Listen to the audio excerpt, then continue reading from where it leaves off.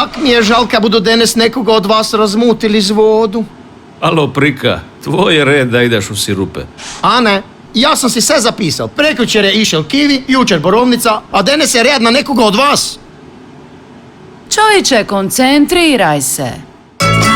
Lero sirupi, od koncentriranog voća.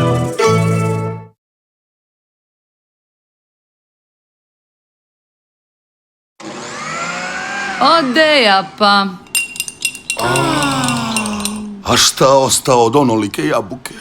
Ma pusti, ima njega. Razmutili ga u 7 litara vode.